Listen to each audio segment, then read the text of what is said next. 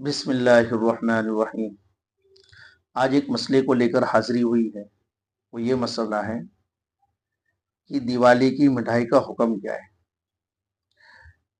بعض مرتبہ ہماری جو ہے غیر مذہبی بھائیوں سے بڑی اچھی دوستی یاری ہوتی ہے، یا تو وہ ہمارے کاروباری شریک ہوتے ہیں یا پھر آس پڑوس کے ہوتے ہیں، اچھی ان سے دوستی یاری ہوتی ہے، یا بعض مرتبہ ان سے رشتہ داری بھی ہوتی ہے۔ تو ایسے موقع پر، جیسے دیوالی کا بھی موقع ہے، تو ایسے موقع پر وہ ہمیں مٹھائی وغیرہ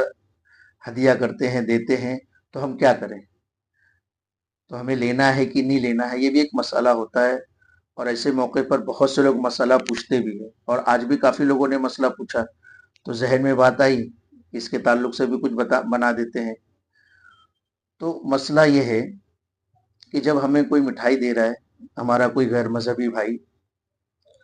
تو ہم اس میں یہ دیکھیں کہ اگر وہ ہمیں ایسی مٹھائی دے رہا ہے کہ جس میں اس نے کوئی شرکی کام نہیں کیا ہے، کوئی پوجا پاٹ نہیں کی ہے، کوئی چڑھاوا نہیں چڑھایا ہے، وہ ہمیں دے رہا ہے، تو پھر ہم اس کو لے سکتے ہیں۔ جیسے کہ وہ ہم لے کر گیا، کسی کو، اپنے دوست کو لے کر گیا اور مٹھائی کی دکان پر لے کے گیا، اس کو مٹھائی دلا دیا یا کوئی کھانے کی چیز دلا دیا۔ اب اس نے دیکھا کہ بھائی ڈائریکٹ اس نے دلا دیا، اس پہ کوئی پوجا پاٹ یا کچھ شرکی کام نہیں ہوا ہے، تو اب وہ لے سکتا ہے۔ اور دوسری صورت یہ ہوتی ہے دینے کی کہ اس مٹھائی کو پہلے لے کے جاتے ہیں، بتوں کے سامنے چڑھاتے ہیں،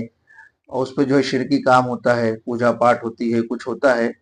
تو پھر اس مٹھائی کو کھانا حرام ہے، پھر ہم اس کو مٹھائی کو نہیں کھا سکتے۔ یہ تو ایک مسئلے کی بات ہے کہ بھئی لینا ہے تو کس صورت میں لینا ہے، نہیں لینا ہے تو کس صورت میں نہیں لینا ہے۔ لیکن اعلیٰ درجے کی بات اور تقوی کی بات یہ ہے کہ ہم اس کو نہ کھائیں۔ اعلیٰ درجے کی بات تو یہ ہے ہم اس کو نہ کھائیں، کہ مکمل طور سے ہم پرہیز کریں،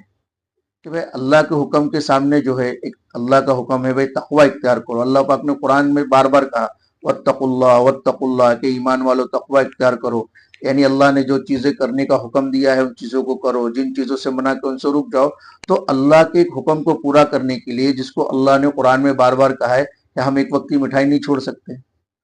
وہ زیادہ تو اپنے پیسے کے لے کے کھا لیں، کوئی مسئلہ نہیں ہے۔ یہی ادا اگر اللہ کو پسند آ گئی کہ وہ من پسند چیز آئی تھی، لیکن اللہ کے حکم کے آگے اس نے اپنی مرضی کو چھوڑ دیا، تو ہو سکتا ہے یہی ہماری نجات کا ذریعہ بن جائے، ہے نا؟ ہم کل قیامت کے دن ہمارے اللہ کی پکڑ سے بچنے کا ذریعہ بن جائے، جنت میں لے جانے کا ذریعہ بن جائے۔ اس لیے ہم مکمل طور سے پرہیز کریں۔ اور اگر اس میں ایک مسئلہ یہ بھی ہے کہ بھائی نہیں لیتے ہیں تو رشتہ داری ٹوٹ جاتی ہے، دوستی یاری ٹوٹ جاتی ہے، برا مان جاتے، تو اس میں ہم یہ بھی کام کر سکتے ہیں کہ ان کا دل رکھنے کے لیے ہم لے لیں، ان کو تھینک یو بھی بول دے، شکریہ بھی بول دے، بہت اچھا ہے بھائی، ان کو لے لیں، لیکن اس کو کھائے نہ، یا تو ضائع کر دے اس کو،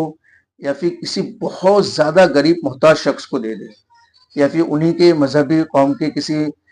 معذور یا محتاج شخص کو دے دیں۔ خود اپنے یا اپنے گھر والوں کو بچانے سے پرہیز کریں۔ بعض مرتبہ ایسا ہوتا ہے کہ ہمارے گھر میں چھوٹے بچے بھی ہوتے ہیں، تو وہ کھا لیتے ہیں، تو ٹھیک ہے، چھوٹے بچے، ان پہ اتنا زیادہ شریعت نہیں ہے، لیکن ہم اس بات کا خیال رکھیں کہ جب ہمارے اندر